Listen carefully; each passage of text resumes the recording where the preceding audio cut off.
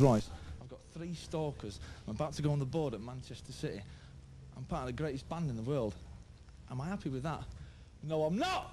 I want more! Eye on the Wolves.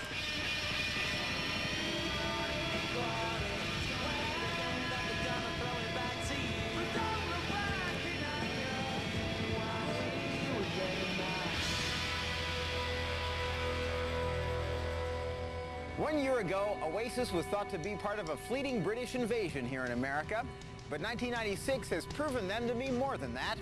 With their second album, What's the Story, Morning Glory, and the top 10 hit single, Wonderwall, the lads have secured platinum success stateside, and if you ask them, deservedly so.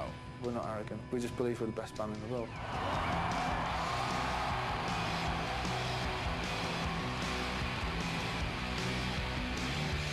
Modest is not a word often used to describe Oasis. 5 working-class lads from Manchester and London, England, fronted by 2 high-spirited and often quarrelsome brothers, Liam and Noel Gallagher. Rock and roll is about being yourself, and I want to fucking about drinking. Rock and roll's about music. Music.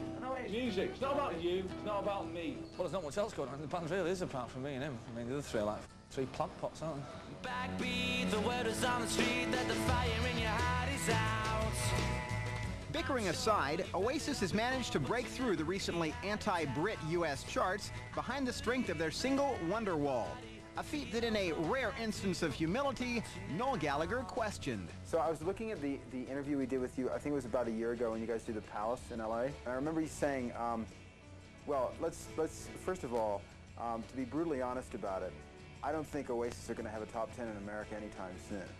So I thought that was a brilliant quote for you to say that. Did I say that? You did say that. We have it on tape. Yeah.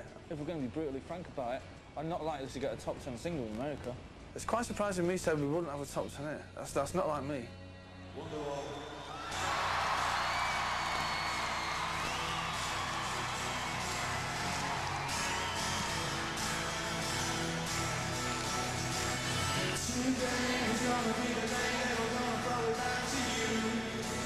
But by now you should somehow realize what you got to do. I don't believe that anyone feels the way I do about you now. Wonderwall, apparently, that sort of made it happen. It didn't see it sort of progress, it just sort of happened overnight, didn't it? One minute it was like that, and it's just like that. Yeah, it's weird. And now everyone seems to know all the songs, and do they even know the Definitely Maybe songs as well? Yeah. They're singing along to all of them. Yeah. It's good.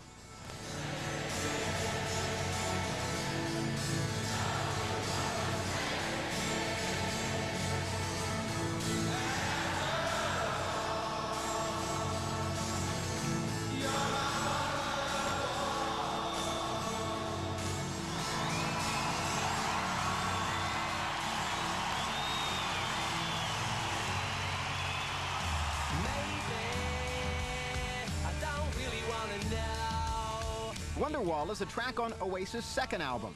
Their first, Definitely Maybe, had already launched the band to stardom back in the UK, with catchy pop tracks like Live Forever.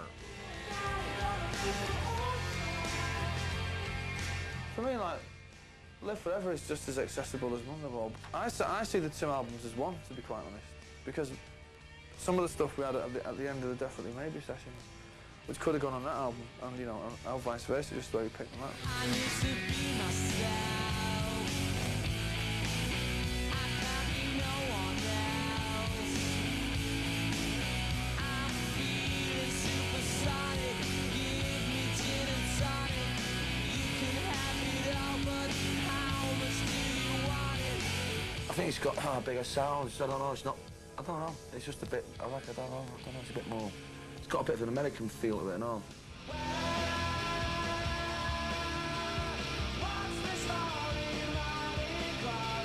I think if you become successful off your first album, you usually find out that you don't usually have a career left after that. But I think that with any big successful band like the likes of U2 and Nirvana even, it takes a couple of records before people start getting into the group. With sales of over 7 million copies worldwide, Morning Glory has thrust Oasis into the spotlight. And fame seems to sit so well with the band that they just can't understand why some of their contemporaries shun it. I hate pop stars who go and whine about the price of fame and this, that and the other. Let me just tell you that being famous is great. I love it, man. I think it's the best when you get stopped walking down the street for an autograph. That's the best feeling in the world.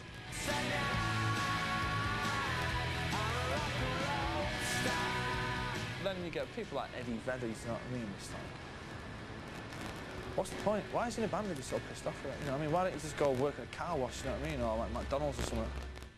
Noel and company have had their share of fame-related problems, however. Rumors of heavy drug use, sexual exploits, and rock star antics have all been fodder for the scandal-hungry British press. Apparently I was told today that I'm actually getting married today. Is that right? Well, apparently, allegedly, yeah. I mean, I haven't got a clue. It's like if Liam Gallagher's seen out drinking in a pub with someone who might be someone, you know what I mean? It's front page news because that's just the way the English tabloids work. They always go too far. They were born too far, them people. But what can you do? You know what I mean? That's the way it is in England, isn't it? You know what I mean? You know what I mean? Certain people from the press can have your hand up their arse and you still can't sort of get it out. I get concerned when people... Like that piece in... I've read that piece in Rolling Stone. Yeah. It's like, I mean, why did I bother writing 2 albums, you know what I mean? And then all that gets written is about certain other people smashing hotel rooms up and stuff. They can write what they want about me. Not seen anything yet. Whether in England or America, Oasis makes good copy. Sometimes, however, they go a bit too far, such as Noel's tasteless insult of Oasis rival band, Blur, or his recent loose-lipped tales about growing up in Manchester. What I said was that in my youth, that I committed crimes, and some member of the Conservative Party, right, who's our government in England, has raised the question in the House of Commons saying, you know, well, if this person's pinched car stereos and burgled houses, we want all the stuff back. So the police are like looking for me because they think I've got a load of stolen equipment in my house. Me, a multi-millionaire, has got stolen videos. I got a Rolls Royce, man, and a mansion, only stolen videos. Order! Order! Order! Need order in this house. In addition to their bouts with journalists, Oasis have also had some legal problems, ranging from a lawsuit filed by their ousted drummer Tony McCarroll for back royalties, to a charge that the Oasis tune Shaker Maker sounds a bit too much like the real thing. To teach the world to sing with me.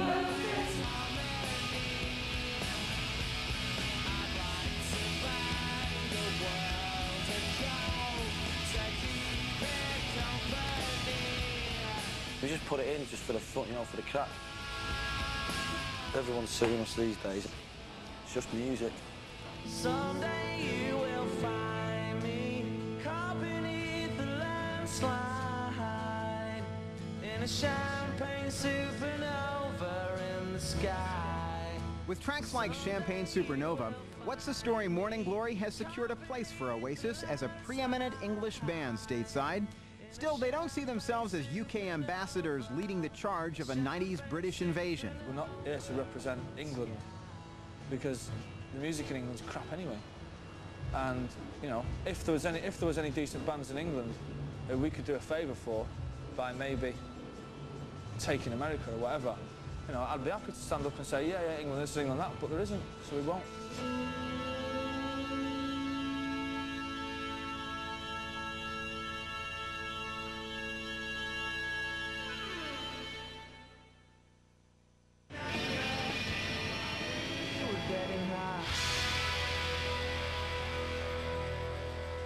While Oasis are by no means a one-man band, creative control does rest in the very capable hands of guitarist Noel Gallagher. As the group's sole songwriter, the pressure is on him to keep coming up with those catchy Beatlesque melodies. And in typical Gallagher fashion, Noel's not shy about expressing his own musical tastes. I don't think music should be clever or be avant-garde or artistic. I hate art in music.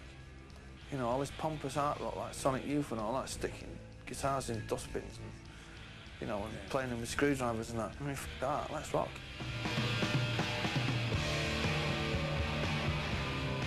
When you first started writing, I think you were like 11 or 12 when you wrote your first song or something. Something like that. Yeah. Did you get like, Were people encouraging you, saying, hey, that's good, you should do more of this? Or? No, people were laughing. Really? Yeah, going, what are you doing? I want to be a songwriter. I was like, what, you know what I mean, songwriter? Why can't you be a drug dealer like the rest of us? If I know how to write lyrics, I have to go away sort of on my own with a suitcase somewhere and just sit somewhere silently with a pen and a piece of paper. Slip inside the eye of your mind. Don't you know you might find a better place to play?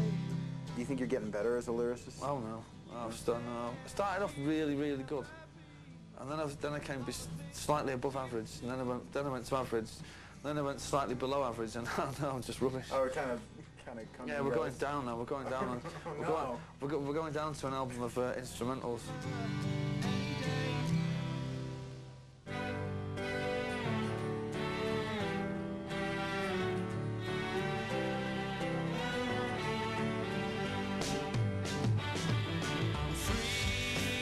One thing that sets Oasis apart from many bands is that their vocalist does not write their lyrics. Noel is responsible for all of Oasis music, and that's just fine with brother Liam. Take a lot longer, you know what I mean? If you all sat down and started, right, let's do this bit, I want to do that bit, I want to do that bit. It just take, you know, I want to write these words to that. It just say, you know, we don't have to sit down with me and do it together. It's best for him to just go off and do it on his own. Some would say Noel's never really alone. He's always got the inspiration of his favorite band, the Beatles, whom he unapologetically tries to emulate. Yeah, the Beatles were the ultimate pop band. They are the ultimate influence, you know. Everything that I write, I compare to the Beatles. I'd like to be in a Beatles covers band one day. Some might say that we are. I am a walrus.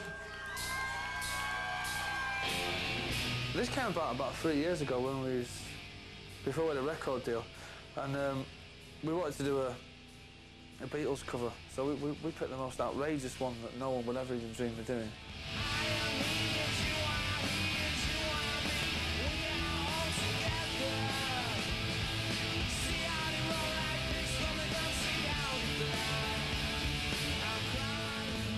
People go, it's going to attempt to play I'm the Walrus. This will be funny, watch this.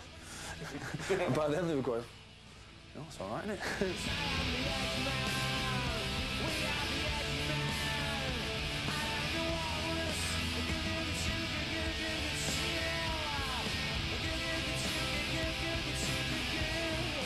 I've heard all the comparisons with the Beatles. Right. I think they're better.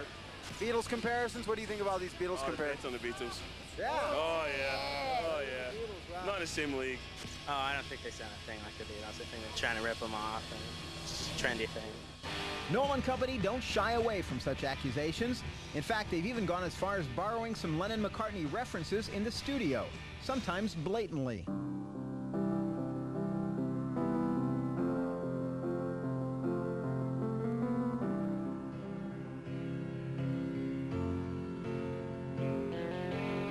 In the case of Don't Look Back in Anger, I mean, the opening piano riff is Imagine. Slip inside the eye of your mind. Don't you know you might find a better place to play? I suppose 50% of it's put in there to wind people up, and the other 50% is saying, look, this is how songs like Don't Look Back in Anger come about, because they're inspired by songs like Imagine. And whatever people may think, there is some kid out there somewhere, some 13-year-old kid, he'll read an interview and say, Imagine. Well, I've never heard that song. And he might go and buy the album, you know what I mean? Can I ask about the mystery that everyone wants to know about the Champagne Supernova video, the help thing at the end?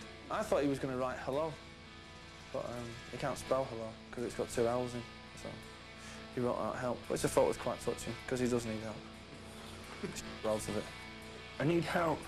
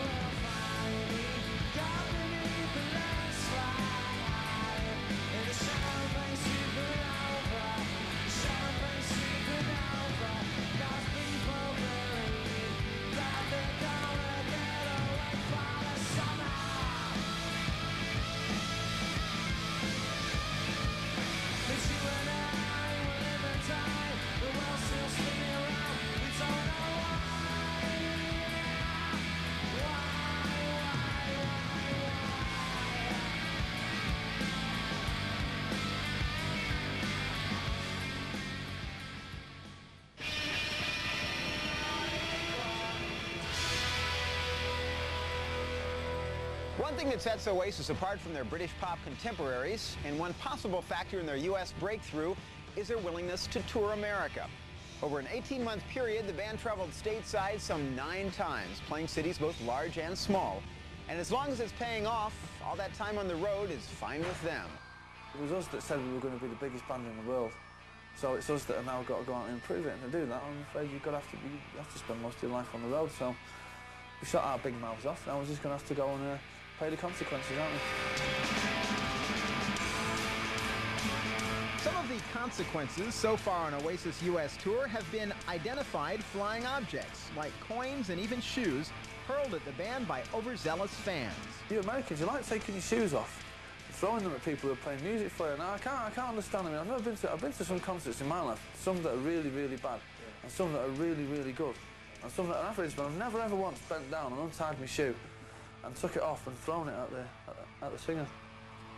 It's weird.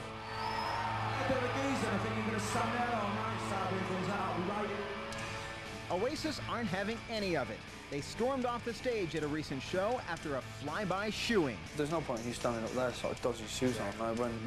When you're trying to put on a show for the 95% of the people who are behaving themselves, and we asked the crowd very politely to stop it or we'd leave, and we didn't, so we left. I don't know what it is that makes them feel alive. I don't know how to win to see me outside. I only want to see the light that shines behind your eyes. When I'm allowed to do the job, I think it's good, yeah, I'm happy. When I'm not allowed to do the job, I'm not happy. Meaning like when you get... Meaning like when I'll go on and do 4 songs and come off with a shoe coming out of my ear. Oh, right.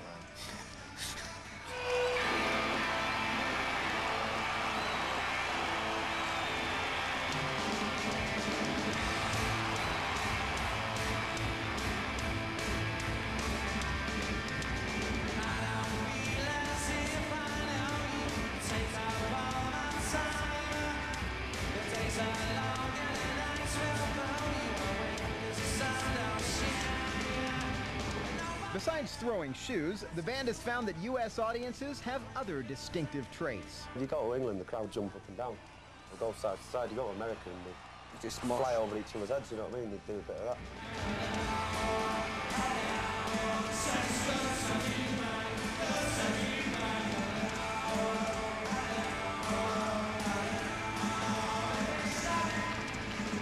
We always get people moaning after gigs going, you guys didn't do an encore. It's like, so? Oh, you only played for an hour or something. It's like, so? Well, what do you want for $10 or however much it is, you know what I mean? Like, what do you want, blood?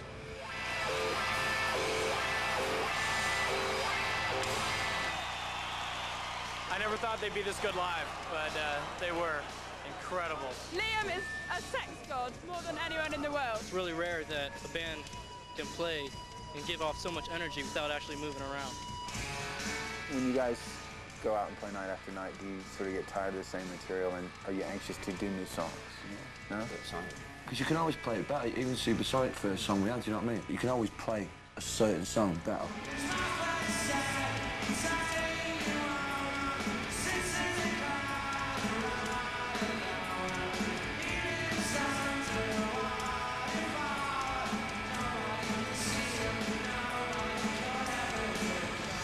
We just play our music, and then we should just be judged as musicians.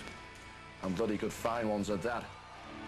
Are there places in this country that you just as soon not travel to? Yes, and places where... Got any barbers where you come from, boy? You boys like country music?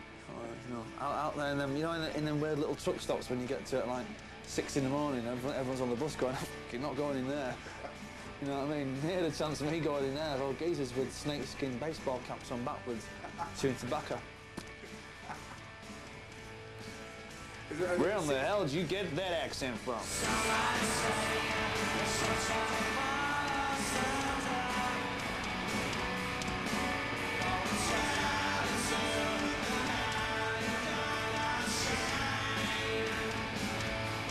What about hotel life? Is it terrible? Hotel food? Hotel food is dreadful. Room service, it isn't going. Room service, terrible. But being in a band is great.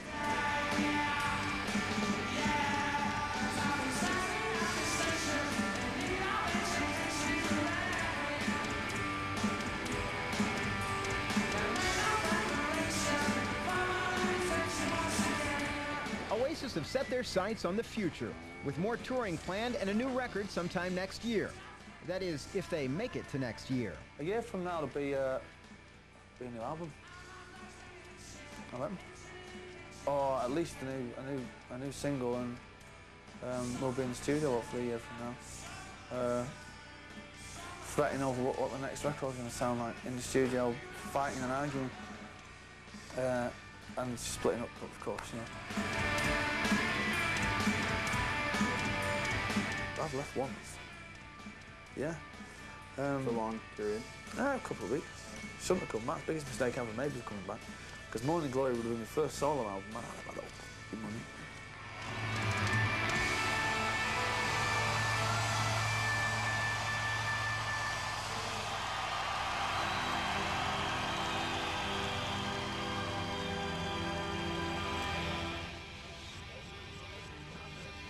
See if Beauty Meets Her Beast on Singled Out, coming up next.